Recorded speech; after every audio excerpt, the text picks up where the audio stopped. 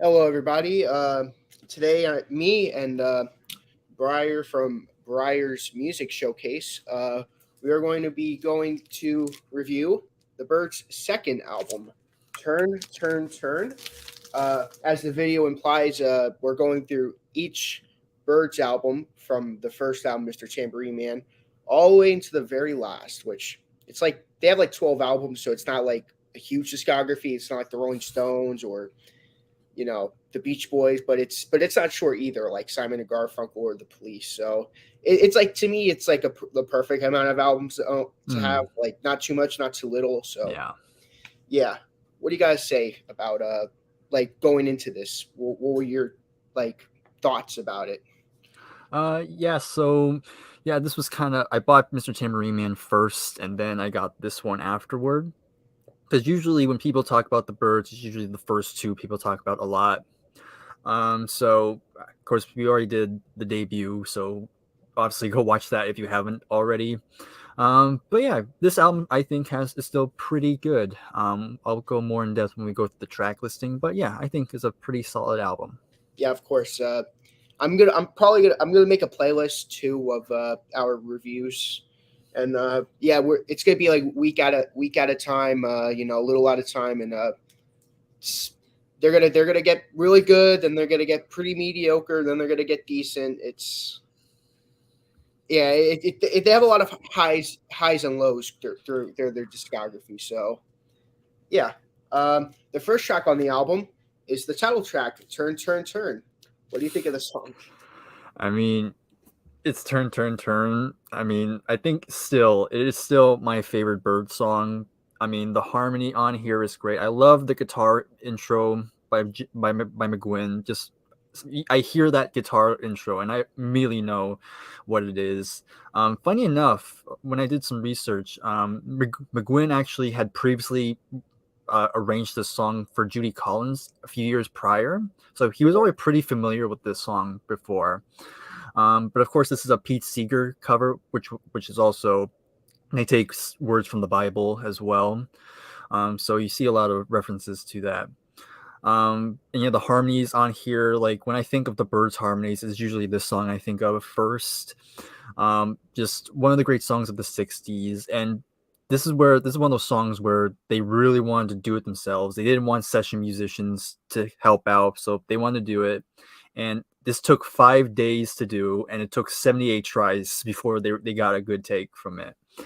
But yeah, I love this song. I think I'm just going ahead and spoil it. It's my favorite song on the album, which is kind of a pretty, pretty cliched answer, but yeah, it's my favorite. That's fair. I love Turn Turn Turn. It's such a great way to open up the album. One thing I gotta say is I actually, for the longest time, I thought "Oh Suzanne" and "Wait and See" were my two favorites. But after really thinking about it, this is the best song on the album. Not only that, but I just think it's the best song compared to the first like two albums. Like Mm. if I was going by like track for like all first album had 12. This one has 11. If I go through all 21 songs, I'd say this is like the best out of all 21 songs. So yeah, that should tell you how great it is. Next track, it won't be wrong. What do Won't you be think? long. Yeah, I think this is another pretty good follow-up song. This is written by McGuinn and another guy named Harvey Gerst. Hopefully, I said that right. But yeah, I really enjoyed the verses to it. It has a great melody to it. But another thing I really love, I like how it switches up when it goes to the chorus. Like the verses are kind of very melodic. Kind of it has a nice tone for it through it. When it cuts to the chorus, they change up the rhythm a little bit. Has this kind of more driving rhythm to it, which I really enjoy. And of course, again, the vocals here are pretty good. So yeah, I think it's a good follow up song. Yeah, I think it's quite good. When I first heard this album, I thought it was not as good as the first song. I thought it was like pretty like mediocre. Like how can they follow up a song like that to this? But it's grown on me. It's not still not the best song on the album. But it's definitely have grown on me for sure. Uh, Next track, "Set You Free." This time. All right, so this is a Gene Clark song. Of course, he takes lead vocals on this one. This was actually released as a single in '66, so about a year after this album came out. This one definitely has a more country influence to it. Of course, the Byrds will go on to do more country type songs in the next few albums. But this is still a pretty nice song. It's probably this one kind of goes on the lower end for me. It's still pretty good, but I do like the harmonica solo on here. But compared to other songs we're going to talk about, this is kind of ends up in more the lower half, but still pretty decent. So that's my thoughts. I think it's quite nice, and yeah, it does have a country feel for it. And well, it's not going to be not going to be for a little while, but their sixth album, sixth, third, fourth, yeah, their sixth album. They make a full album full of like country songs. Right? Yeah. I'll go into how I feel about that album when we get into it, but this is actually, I agree, it's not the strongest track. It's probably like if I had to compare it with the first two albums, it's probably the weakest out of the first two albums, like comparing it to each track and all that, but it's still a pretty good song. Quite like it. Lay Down Your Weary Tune, which I think that's the Bob Dylan song you guys were talking about when we were discussing Beatles, like covers. Yeah, exactly. So this was written by Bob Dylan, but this was actually an unreleased song. This is one that Dylan's publisher decided to give to the Byrds, and the band agreed to it. And Bob heard their version of it, and he liked it. He thought it was a very good rendition of it. But of course, I've also read that the Byrds manager and producer didn't really agree. They thought that was kind of one of their weaker stuff because they thought they could have done better with it. Which is fair. Let me see, just looking on where this one kind of was another one that kind of falls in the middle of the road for me. Again, it's not bad, but it doesn't really stand out, if I'm going to be honest. Again, the harmonies are good, which I actually looked up. This is actually the first time on an album where Chris Hillman, the bass player, actually provides some harmony, because he was not doing much harmony work until this particular song, which is kind of interesting. But yeah, that's my take. I think it's a great track. The way it just starts off, which is with the harmonies, with the lay down your weary tune. Like, I just, when I first heard it, I'm like, oh, this is such a beautiful song, and I absolutely love it. It's such a great follow up to two decent tracks. Like, the first track is amazing, then we get like two decent tracks, and then we get this amazing Bob Dylan cover. So, yeah. Next track, He Was a Friend of Mine, the last song on side one. What do you think of that? Yeah, so this one I really enjoyed this one. This is this is also a cover, but it was rearranged by McGuinn, and he changed a lot of the lyrics to kind of reflect the JFK assassination, which you hear a lot of those references. Dallas. He mentions Dallas, Texas, and stuff like that. I just think it's not too crazy, but it's very pleasant sounding. I think it's very beautiful. I like the guitar sound on this one. So this is definitely up there. This was really one of my favorites on this album.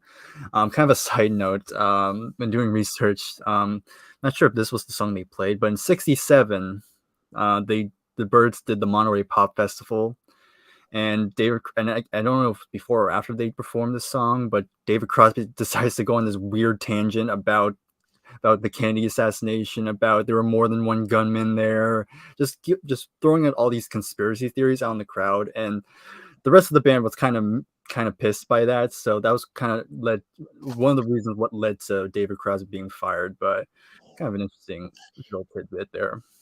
That whole thing with because a lot of people say he left the band, a lot of people say he got fired from the band.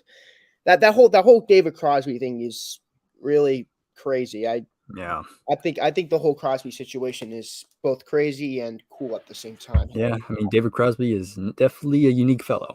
Yeah, and well, we'll get to one of his songs on their next album, Fifth Dimension, which I'm excited to review that one with you. I saw Jason's comment. Oh man, Crosby on an open mic could be dangerous. Yeah, especially back then, especially with all the drugs. Yeah, I'm gonna read all the comments after after I go through side one, which is Yeah. gonna be very soon. Uh, he was a friend of mine. I really like the song. Very nice song. I like the guitar riff of it. If you even call it a riff, but like just like a nice, beautiful opening with, and then with the he was a friend of mine. Mm. It sounds like something that Simon and Garfunkel would do. Yeah. Has a very Simon and Garfunkel sound to it. Yeah. I can hear that. I quite like it. Okay. Uh, Briar, I feel like I just saw you. I Yeah. know. Deja vu. Yep. Like the album. Yeah. Yeah. As we Stills and Ash. And Young. I'm sorry for keeping you so long on the channel when you had another video to do. Nah, it's Uh, okay. no, you're good. It was Such an fun. entertaining watch seeing you guys discuss about stuff, you know? Yeah. And even I had some things to say on the live chat. Mm. I go back and forth. I go back and forth between Mr. Tambourine Man and Turn to Turn as my favorite Bird songs. Yeah. Yeah, Good great choices. songs. Set You Free is one of my favorite songs on the album.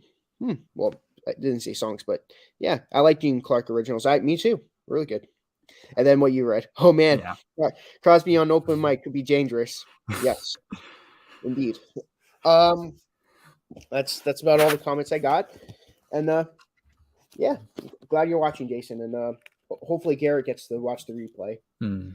Yeah, now we get to side two, which to me this is my favorite side on the record, in my opinion. Uh, the world turns all around her. Yeah, this was another Gene song, and yeah, this is another really good one.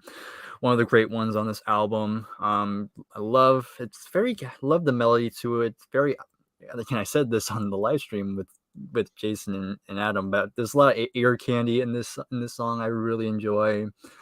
Um, I don't know if it's can like it sounds like a chorus, but I don't know if don't know if it actually is, but that pull section sounds really good. And I think the lyrics is actually kind of pretty mature, especially because these guys are probably still in their 20s.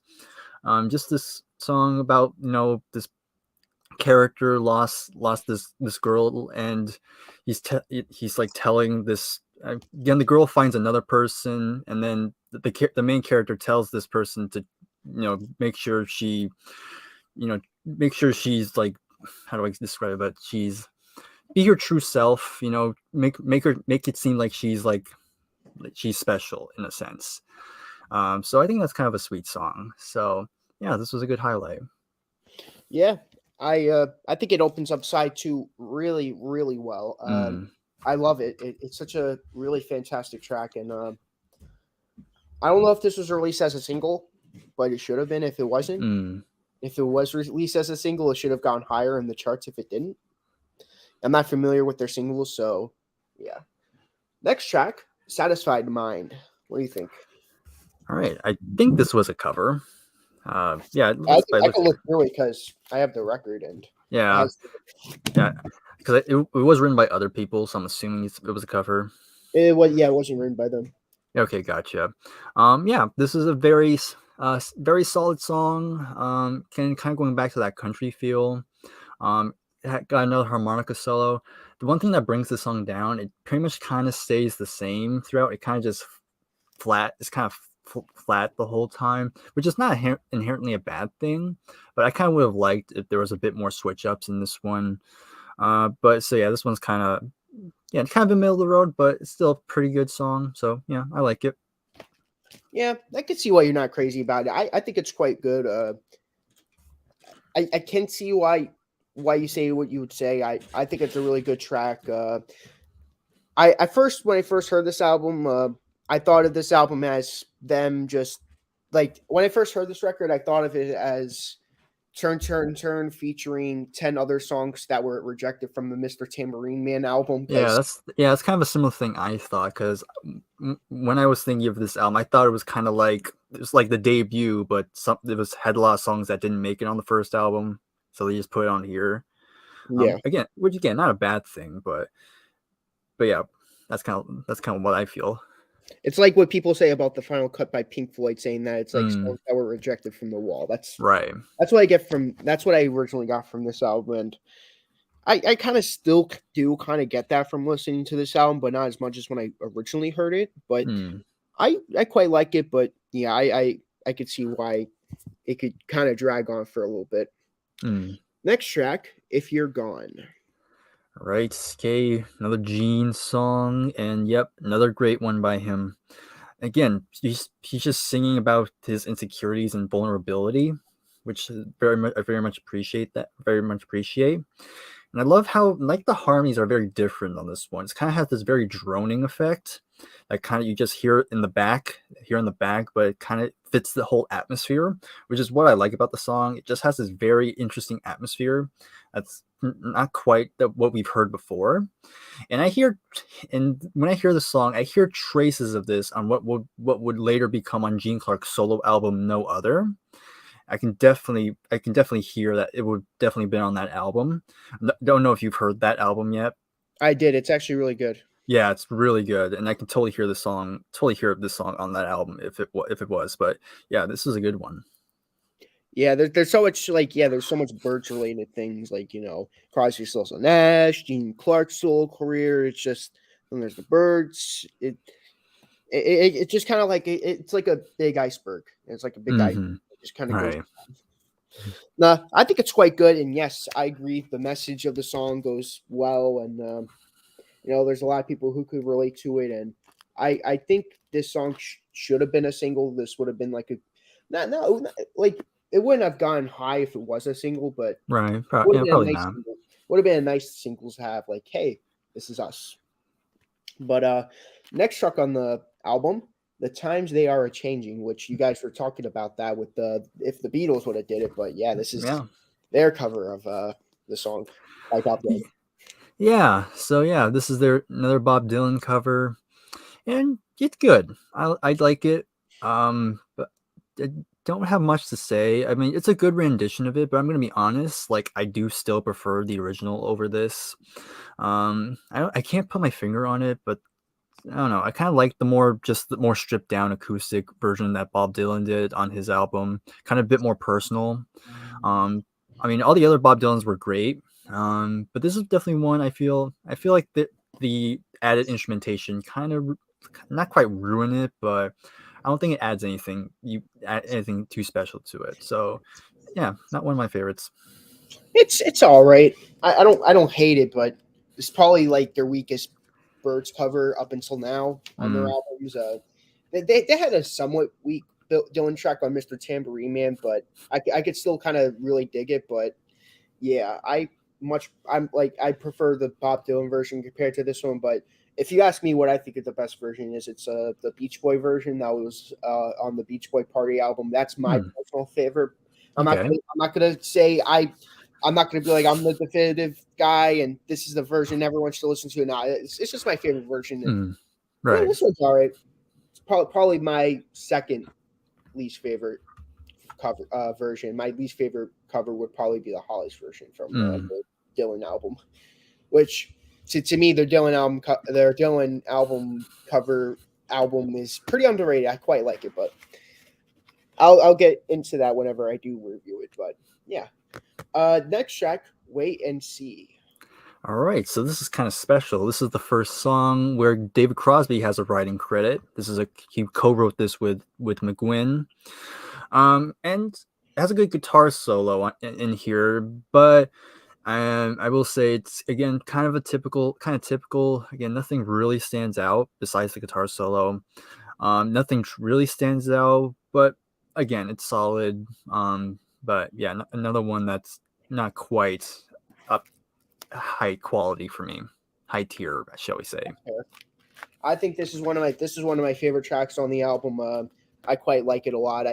When I first heard it, I'm like because I originally heard Oh Suzanne before the whole album, and I'm like, come on, let's get to Oh Suzanne already. But I really like this cover, not cover, just an original. Bleh.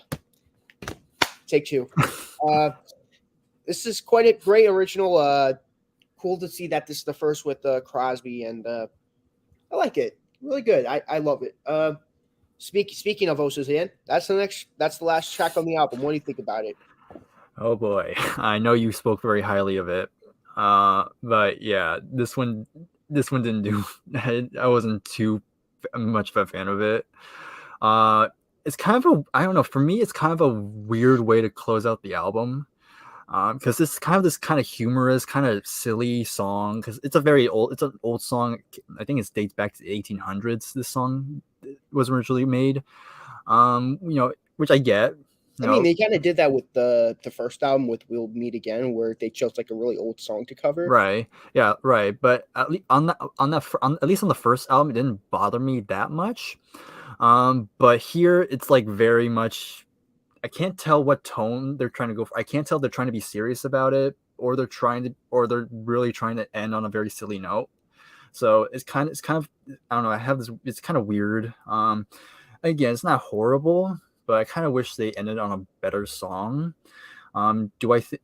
I mean, I don't think. I do think it's. I mean, it's on the album, so I'm not gonna say it shouldn't have been on the album, but I just think it's kind of a weird choice to end it for me. That's fair. Um, this is one of my favorites off Turn Turn Turn. It's it's not as good as Turn Turn Turn, but it's definitely up there. I quite like it. Uh, five favorite songs in an album rating, and then your dishonorable song, like your least favorite. All right. Okay, so number 5 for me, I'm gonna go with "If You're Gone." Number 4, "It Won't Be Long." Number 3, "The World Turns All Around Her." And number 2 is "He Was a Friend of Mine." And number 1, it's got to be "Turn, Turn, Turn," of course. So it comes to a rating and kind of my final thoughts on it. Actually, I'll give my dishonorable mention first. So my least favorite song was "Oh Suzanne." Um, Again, not horrible, but again, kind of a weird album closer. Um, but yeah, now my final thoughts. I still think this is still a really good album. I think it's kind of similar to the debut. The songs all range from good to great. However, I think on this album there were less songs that were great. There were more songs that were just good, which is not a bad thing. But that's just my take on it. They don't have as much like great song like Mr. Tambourine Man has. To me, as Mr. Tambourine Man, I feel a whole lot better. Right. Bells of Rimney, Mm-hmm. Rimney. I always forget how to pronounce that one. Yeah, I say Rimney. So Rimney has Chimes of Freedom. It has like these great songs, and then this album just has Turn Turn Turn really. So yeah, yeah. So to give it a final score, I was kind of switching between two different scores, but I think right now I'm gonna give it a solid 7.5 out of 10. that's a good score. My five favorite songs on the album. Number 5, Lay Down Your Weary Tune. Number 4,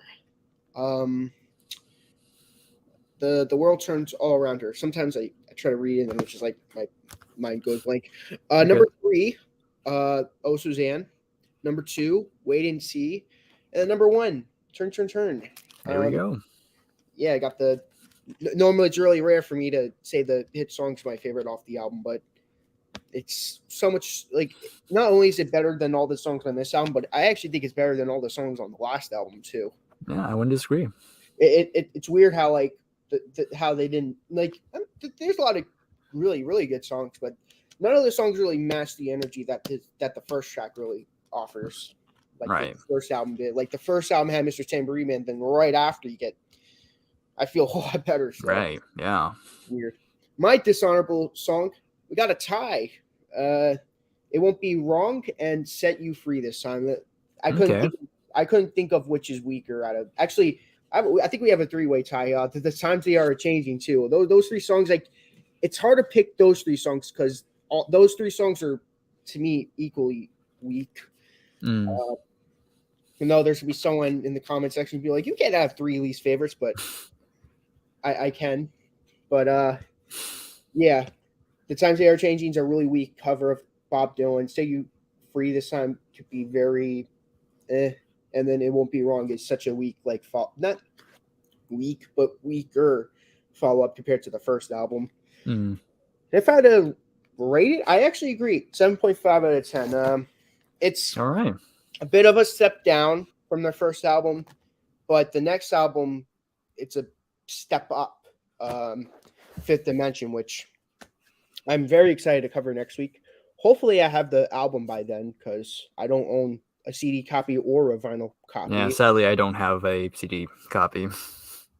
Yeah, I was to say, you don't have to get a copy Yeah. if you want to get a CD copy just to showcase it. Great. Yeah. That the next album has 8 Miles High, which I don't think you've heard yet. Great song. Fifth Dimension, the title track's great. Sidney Crosby, David Crosby gets his first take 3. David Crosby gets his first lead vocal on the album. There's only one weak track on the third album, and to me, it's their worst song on the first 5 albums, in my opinion. So go over that when we go over that, and hopefully you guys enjoyed this video. Drop a comment, drop a like, check out Bryers' channel. Hopefully, if I remember, I'll drop a link to his channel in the description, and see you guys next time. So long.